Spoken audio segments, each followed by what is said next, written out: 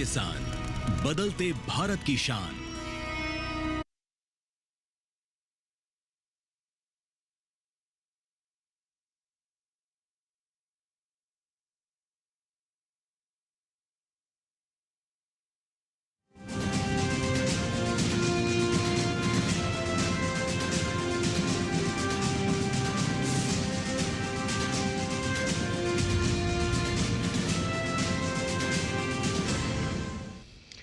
नमस्कार, किसान समाचार में आप सभी दर्शकों का स्वागत है। मैं हूं साइमा खान। सबसे पहले नजर हेडलाइंस पर। केंद्र सरकार किसान कल्याण को लेकर प्रतिबद्ध। सरकार ने किसान हित में उठाए कई ऐतिहासिक कदम। देश के किसानों को आर्थिक रूप से सशक्त बनाना है सरकार का मकसद।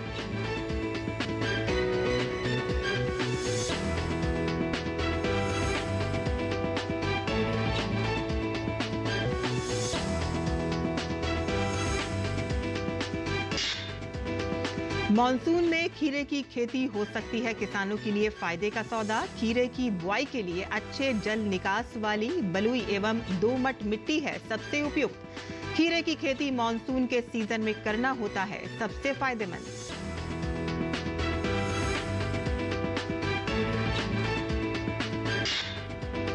पूसा गोल्डन चेरी टमाटर 2 पोषक तत्वों से भरपूर। टमाटर किसान पूसा गोल्डन चेरी टमाटर 2 की खेती करके पूरे साल कर सकते हैं मोटी कमाई।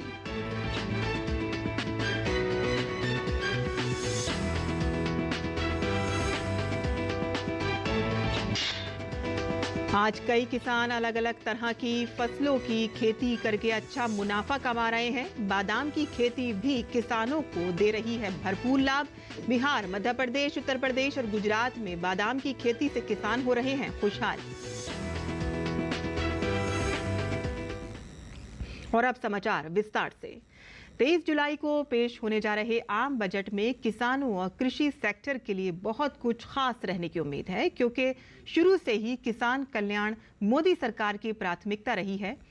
और इसके साथ ही कृषि और किसान कल्याण के लिए सरकार द्वारा अनेकों योजनाओं का सफलतापूर्वक संचालन भी किया जा रहा है। किसानों की आर्थिक समृद्धि को सरकार कैसे दे रही है बढ़ावा, देखते हैं हमारी ये रिपोर्ट।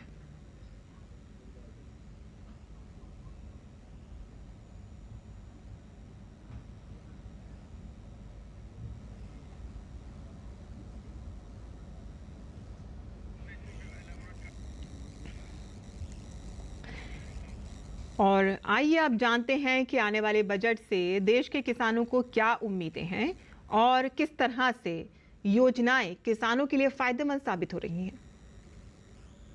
किसानों को इस बजट से मोदी जी से बहुत उम्मीद है, क्योंकि मोदी जी ने टॉक से नारा दिया था, मोदी है तो मुमकिन है। पिछली बार भी किसानों के लिए किसान सम्मान निधि में लाखों किसानों को, करोड़ों किसानों के खाते में पैसे जाते हैं। और अब भी हमें उम्मीद है कि किसान हित में बहुत अच्छा बजट पेश करेंगे। किसानों को बिजली, दिन में बिजली मिले और समर्थन मूल्य समय पे मिले, जिससे किसानों की आय दोगुनी हो सके और देश हित में अच्छा फैसला हो। जो बजट आने वाला है, मोदी जी ने किसानों के लिए पहले भी बहुत अच्छा काम किया है। किसान सम्मान निधि और कृषि के बारे में, खाद बीज के बारे में किसानों को बहुत अच्छा मोदी जी ने तोहफा दिया था। और अब के बजट में भी किसानों को पूरी उम्मीद है कि मोदी जी किसानों के लिए बहुत अच्छा करेंगे। जो हमारा MSP गारंटी कानूनों की मांग है किसान की, तो उसके लिए बजट में कोई अलग सा प्रावधान किया जाए। बजट अब आने वाला है, उसमें कृषकों के लिए आवारा पशुओं से मुक्ति मिलनी चाहिए। बजट में ठोस प्रावधान होना चाहिए इसका। किसान का संपूर्ण कर्ज माफ होना चाहिए और किसान को कर्ज से कैसे बाहर निकाला जाए, इसकी रणनीति तैयार करनी चाहिए। और 23 जुलाई को पेश होने जा रहे आम बजट में किसानों और कृषि सेक्टर के लिए बहुत कुछ खास रहने की उम्मीद है, क्योंकि शुरू से ही किसान कल्याण मोदी सरकार की प्राथमिकता रही है। और इसके साथ ही कृषि और किसान कल्याण के लिए सरकार द्वारा अनेकों योजनाओं का सफलतापूर्वक संचालन भी किया जा रहा है। किसानों की आर्थिक समृद्धि को सरकार कैसे दे रही है बढ़ावा, देखते हैं हमारी ये रिपोर्ट।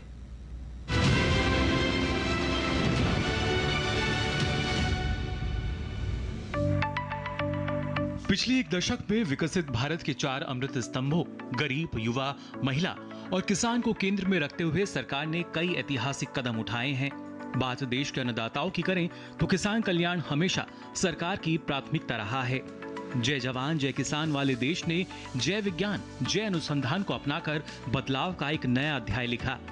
प्रधानमंत्री नरेंद्र मोदी के नेतृत्व में सरकार के हर बजट में कृषि क्षेत्र को मजबूती देते हुए किसानों को आर्थिक रूप से सशक्त बनाने का काम किया। किसानों को समृद्ध बनाने के लिए कई अहम योजनाएं और नीतियों की शुरुआत की गई, जिनमें पीएम किसान सम्मान निधि के तहत 3,20,000 करोड़ रुपए से ज्यादा राशि दी गई। पीएम किसान से 11 करोड़ से अधिक पात्र किसान परिवारों को लाभ मिला। पिछले एक दशक में कृषि वस्तुओं के निर्यात में बड़े पैमाने पर वृद्धि दर्ज हुई है। किसानों को उत्पादन लागत से 50% अधिक रिकॉर्ड एमएसपी मिला। प्रधानमंत्री फसल बीमा योजना के अंतर्गत 4 करोड़ किसानों को फसल बीमा। कृषि में ड्रोन प्रौद्योगिकी को बढ़ावा मिला, साथ ही नमो ड्रोन दीदी की भी शुरुआत हुई। किसान सशक्तिकरण को बढ़ावा देने के लिए 10,000 किसान उत्पादक संगठन का निर्माण। ई-नैम के तहत 1361 मंडियों के इंटीग्रेशन से 1.8 करोड़ किसानों को मिला लाभ। यूरिया में आत्मनिर्भरता को बढ़ावा देते हुए 12.7 लाख मीट्रिक टन क्षमता के 9 यूरिया संयंत्र स्थापित। पीएम किसान संपदा योजना से 38 लाख किसान हुए लाभान्वित और रोजगार के 10 लाख अवसरों का हुआ सृजन। मिट्टी की सेहत को देखते हुए किसानों को दिए गए मृदा स्वास्थ्य कार्ड। पानी की बचत और उपलब्धता के लिए प्रधानमंत्री कृषि सिंचाई योजना। किसानों और खेतीहर मजदूरों के लिए पीएम किसान मानधन योजना और पीएम श्रम योगी मानधन योजना। पर्यावरण को ध्यान में रखते हुए जैविक खेती के साथ साथ प्राकृतिक खेती को दिया गया बढ़ावा। इसके साथ ही कृषि और किसान कल्याण के लिए अनेकों योजनाओं का सफलतापूर्वक क्रियान्वयन किया जा रहा है। कृषि और खाद्य प्रसंस्करण क्षेत्र की तीव्र वृद्धि को सुनिश्चित करने के लिए समावेशी आधुनिक भंडारण, पर्याप्त आपूर्ति श्रृंखला और विपणन, साथ ही ब्रांडिंग सहित फसल कटाई के पश्चात की गतिविधियों में निजी और सार्वजनिक निवेश को भविष्य में बढ़ावा देने के लिए सरकार भी प्रयास कर रही है, जिस वजह से इस बार भी वित्त मंत्री के पिटारे में किसान और कृषि के लिए बहुत कुछ खास रहने की उम्मीद है। Bureau report, DD news.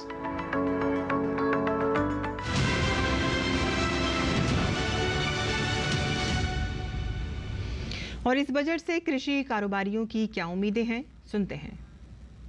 जो गवर्नमेंट की गोल है कि फार्मर का इनकम डबल करें, उसको होने में अगर फार्मर को अवेलेबल है इंटरनेशनल मार्केट अपने प्रोडक्ट्स को बेचने के लिए, तो उनका इनकम डेफिनेटली बढ़ सकता है।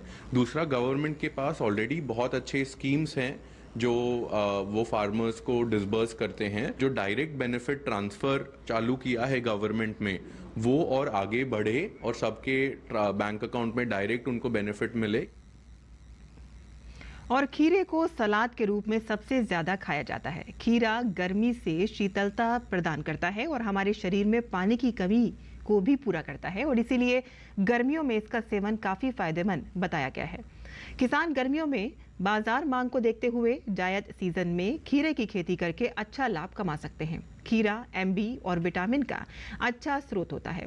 खीरे को रेतीली और भारी मिट्टी में भी उगाया जा सकता है, लेकिन इसकी खेती के लिए अच्छे जल निकास वाली बलुई एवं दोमट मिट्टी अच्छी रहती है। खीरे की खेती के लिए मिट्टी का पीएच मान 6 से 7 के बीच होना चाहिए और इसकी खेती उच्च तापमान में अच्छी होती है। वहीं ये पाल सहन नहीं कर सकता और इसीलिए इसकी खेती बारिश के मौसम में की जाती है। और टमाटर किसानों के लिए खुशी की खबर है। जी हां, अगर आप टमाटर की खेती करते हैं और इस खेती से अच्छी पैदावार के साथ मोटी कमाई करना चाहते हैं, तो पूसा भारतीय कृषि अनुसंधान संस्थान नई दिल्ली ने कृषि वैज्ञानिकों ने पूसा गोल्डन चेरी टमाटर 2 की किस्म को विकसित किया है। चेरी टमाटर को साल के किसी भी महीने में बोया जा सकता है। बारिश के दिनों में जब टमाटर बाजार में बहुत कम उपलब्ध होता है, उस समय भी आपको चेरी टमाटर की उपज मिल सकती है। चेरी टमाटर खास तौर पर सलाद में कच्चा खाने के लिए काफी इस्तेमाल में किया जाता है। चेरी टमाटर का रंग गहरे लाल, गुलाबी, पीले और हल्के सुनहरे रंग का होता है। देश विदेश के बाजार में इस किस्म के टमाटर की मांग काफी अधिक होती है और ऐसे में अगर देश के किसान अपने खेत में चेरी टमाटर की खेती करते हैं तो वह कम समय में अधिक मोटी कमाई कर सकते हैं। वहीं अगर हम चेरी टमाटर के आकार की बात करें तो इस किस्म के टमाटर गोल, आयत आकार और नाशपाती के आकार में होते हैं। पूसा गोल्डन चेरी टमाटर 2 पोषक तत्वों से भरपूर होता है।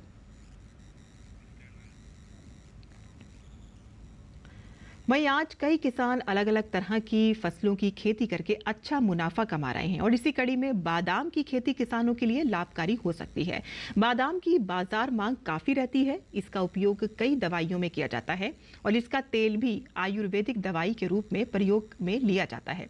गर्मियों में ठंडाई, शीतल पेय, आइसक्रीम व मिठाई बनाने में इसका प्रयोग काफी किया जाता है।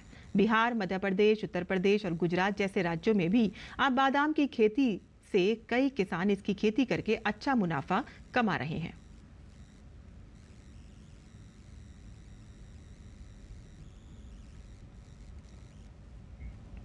और तमिलनाडु के मदुरै में मत्स्य पालन ग्रीष्मकालीन सम्मेलन 2024 में केंद्रीय मत्स्य पालन, पशुपालन और डेयरी तथा पंचायती राज मंत्री राजीव रंजन सिंह ने प्रधानमंत्री मत्स्य संपदा योजना के तहत 19 राज्यों, केंद्र शासित प्रदेशों के लिए 114 करोड़ रुपए की लागत वाली कुल 321 प्रभावी परियोजनाओं का वर्चुअल उद्घाटन किया। कार्यक्रम के दौरान उद्घाटन स्थलों से मछुआरों और मछुआरानियों के साथ लाइव वर्चुअल बातचीत भी की गई। इस अवसर पर केंद्रीय मंत्री ने एक प्रदर्शनी का उद्घाटन किया जिसमें विभिन्न जलीय कृषि प्रौद्योगिकियों जैसे कि RAS, बायोफ्लॉक और सजावटी मत्स्य पालन, मोती की खेती आदि के लिए उपयोग किए जाने वाली प्रौद्योगिकियों का प्रदर्शन किया गया।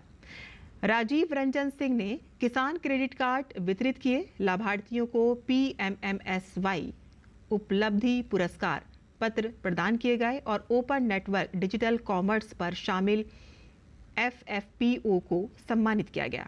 मत्स्य पालन विभाग ने PMMSY के अंतर्गत 2195 मत्स्य पालन प्रशिक्षण केंद्रों के गठन के लिए वित्तीय सहायता प्रदान की और लगभग 95 FFPO को ONDC नेटवर्क पर शामिल किया गया।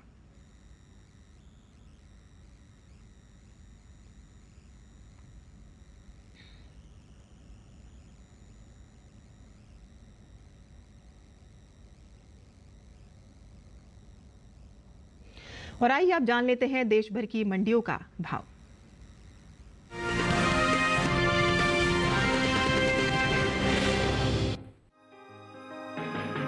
मंडियों में इन दिनों मूंग की आवक सामान्य देखने को मिल रही है।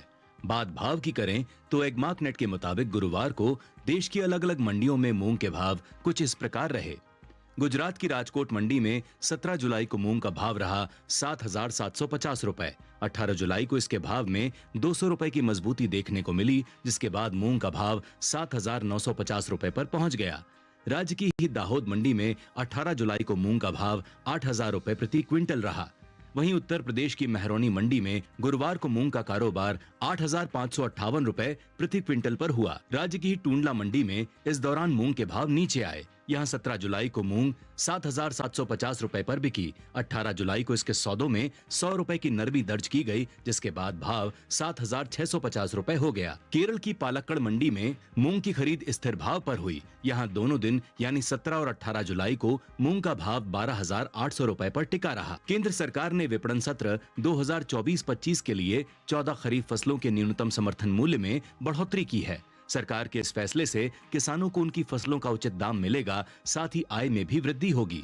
इन 14 खरीफ फसलों में मूंग भी शामिल है। मूंग की MSP साल 2023-24 के दौरान 8,558 रुपए प्रति क्विंटल थी, जिसे साल 2024-25 के दौरान 124 रुपए बढ़ाकर 8,682 रुपए प्रति क्विंटल तय किया गया है। घरेलू स्तर पर इस साल कुल मूंग की पैदावार में कमी का अनुमान जताया गया है, जिसका असर मूंग के बाजार भाव पर पड़ता दिख सकता है। कृषि मंत्रालय के दूसरे अग्रिम अनुमान के मुताबिक देश में साल 2023-24 के दौरान मूंग की पैदावार 15,60,000 टन होने की उम्मीद है, जो बीते साल की समान अवधि के दौरान 36,76,000 टन रही थी। प्रोटीन से भरपूर दालों के निर्यात की बात करें तो देश से होने वाले दालों के निर्यात में इस साल कुछ कमी देखने को मिल सकती है।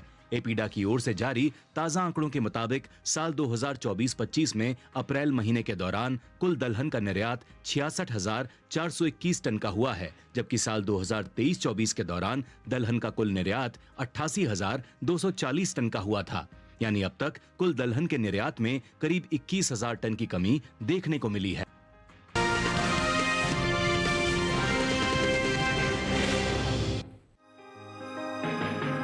कृषि उपज मंडियों में इन दिनों मक्का की आवक सामान्य देखने को मिल रही है। भाव की बात करें तो एगमार्कनेट के मुताबिक देश की अलग अलग मंडियों में मक्का के भाव कुछ इस प्रकार रहे। गुजरात की जसदण मंडी में 17 जुलाई को मक्का का भाव था 2500 रुपए। 18 के भाव में 200 रुपए की नरमी दर्ज की गई, जिसके बाद भाव 2300 रुपए प्रति क्विंटल हो गया। पंजाब की अहमदगढ़ मंडी में 17 जुलाई को मक्का का भाव रहा 2270 रुपए। 18 जुलाई को इसके सौदों में 35 रुपए की गिरावट रही और भाव 2235 रुपए हो गया। वहीं उत्तर प्रदेश की फैजाबाद मंडी में इस दौरान मक्का के भाव स्थिर रहे। यहाँ दोनों दिन यानी 17 और 18 जुलाई को इसका भाव 2400 रुपए पर बरकरार रहा, जबकि राज्य की ही टूंडला मंडी में 18 जुलाई को मक्का का भाव 5 रुपए की बढ़त के बाद 2045 रुपए से 2050 रुपए हो गया। हाल ही में केंद्र सरकार ने विपणन सत्र 2024-25 के लिए 14 खरीफ फसलों के न्यूनतम समर्थन मूल्य में बढ़ोतरी की है। सरकार के इस फैसले से किसानों को उनकी फसलों का उचित दाम मिलेगा, साथ ही आय में भी वृद्धि होगी। इन 14 खरीफ फसलों में मक्का भी शामिल है।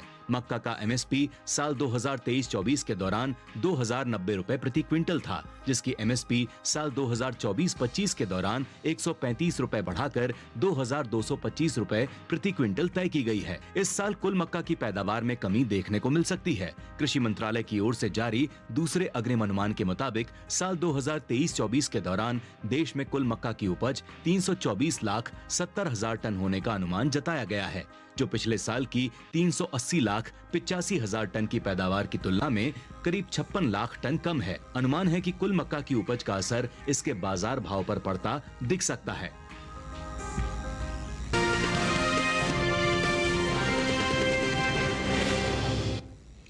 और मंडी खबर के बाद अब बात करते हैं मौसमी खेती की। किसान इस मौसम में कैसे रखें अपनी खेती का ख्याल, आइए देखते हैं।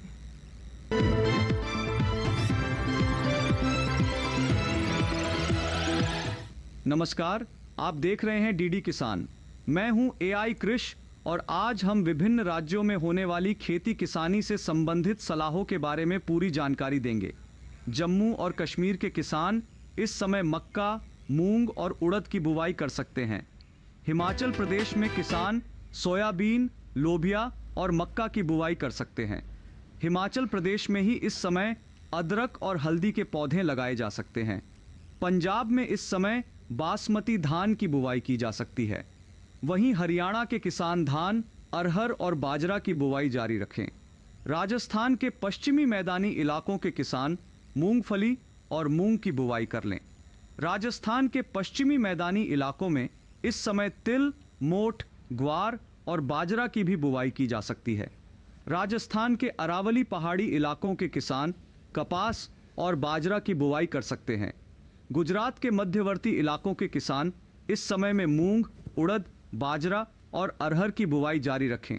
वहीं गुजरात के उत्तरी इलाकों में किसान कपास, मूंगफली, तिल, बाजरा, मक्का और मूंग की बुवाई कर लें। पूर्वी उत्तर प्रदेश के किसान इस मौसम में ज्वार, रागी, कपास और अरहर की बुवाई कर सकते हैं। बिहार के उत्तर पश्चिम जलोढ़ मैदानी इलाकों में किसान केले के पौधों का रोपण कर लें। बिहार के दक्षिण जलोढ़ इलाकों में किसान अरहर की बुवाई जारी रखें। पश्चिम बंगाल के पहाड़ी इलाकों में किसान मिर्च के खेतों में उचित जल निकासी की व्यवस्था बनाए रखें। झारखंड में इस समय ज्वार, मक्का और उड़द की बुवाई की जा सकती है। ओडिशा के पूर्वी इलाकों के किसान मूंग और उड़द की बुवाई कर लें। असम के मध्यवर्ती इलाकों में इस समय धान की बुवाई जारी रखें। मिजोरम में अरहर की बुवाई की जा सकती है। त्रिपुरा के किसान इस समय अमन धान की बुवाई कर सकते हैं। वहीं मणिपुर के किसान सूखी विधि से खरीफ धान की नर्सरी लगा लें। इसी तरह कृषि और किसानों से जुड़ी हर महत्वपूर्ण जानकारी के लिए हमारे साथ जुड़े रहिए और देखते रहिए डीडी किसान। धन्यवाद।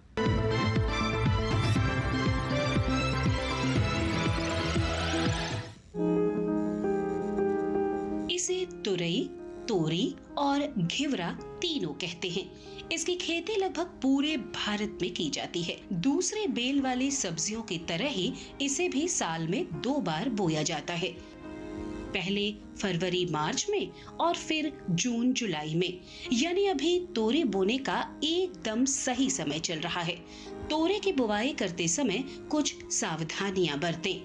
उन्नत किस्म का बीज चुनना बेहतर रहेगा। भारतीय कृषि अनुसंधान संस्थान ने 2 किस्में विकसित की हैं, पूसा स्नेह और पूसा नूतन। पूसा स्नेह उत्तरी मैदानी क्षेत्रों के लिए उपयुक्त है। इसका फल चिकना, सीधा और दरमियानी लंबाई का होता है। रंग गहरा हरा, गूदा मुलायम, लेकिन छिलका सख्त होता है। तुड़ाई के बाद बेचने के लिए इसे काफी दूर तक भेजा जा सकता है। साथ ही इसमें अधिक तापमान सहने की भी क्षमता होती है। बुवाई के 45 से 50 दिनों के भीतर फसल तैयार हो जाती है। इस दौरान किसान पहली तुड़ाई कर सकते हैं। 1 हेक्टेयर में 120 क्विंटल तक पैदावार हो सकती है। पूसा नूतन का फल धारीदार होता है। ये दिल्ली और इसके आसपास के इलाकों के लिए उत्तम है। फल लंबा, सीधा और आकर्षक होता है। फलों का रंग हरा और औसत वजन 105 ग्राम होता है। इसका भी गूदा मुलायम होता है। ये बसंत, ग्रीष्म और खरीफ दोनों फसलों के लिए उपयुक्त है। बोने के 45 से 50 दिनों में पहली तुड़ाई की जा सकती है। तोरी की बुवाई करते समय 1 हेक्टेयर के लिए 4-5 किलो बीज पर्याप्त होते हैं। बुआई करते समय पंक्ति से पंक्ति की दूरी 200 सेंटीमीटर और पौध से पौध की दूरी 75 सेंटीमीटर रखें। अगर बात सिंचाई की करें तो गर्मी के मौसम में हर 5-6 दिन पर सिंचाई करते रहें। फसल में फल मक्खी का प्रभाव भी देखा जा सकता है। ऐसे में उचित दवाओं का छिड़काव करें। ध्यान रखें कि फसल में किसी भी तरह की दवा का छिड़काव करने से पहले कृषि विशेषज्ञों की सलाह जरूर लें।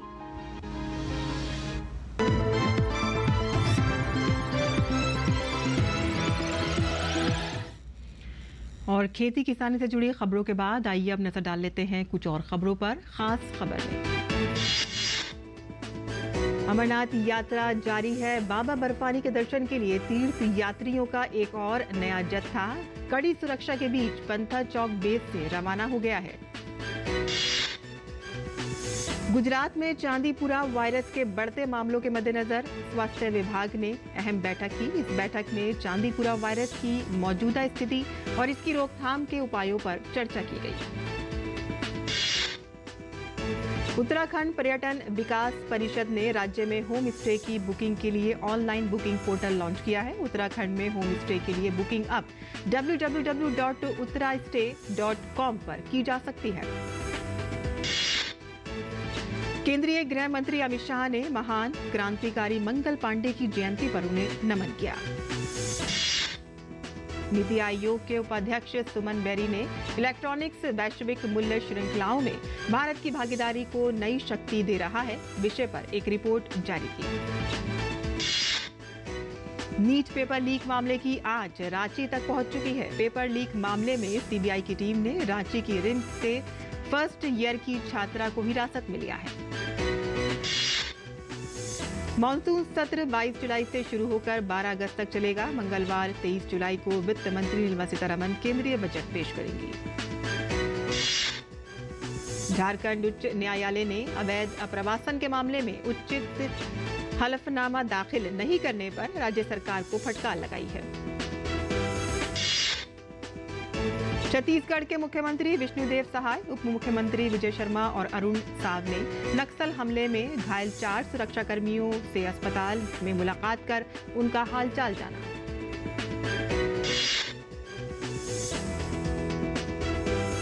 और किसान समाचार में आज के लिए बस इतना ही। अनुमति दें। नमस्कार।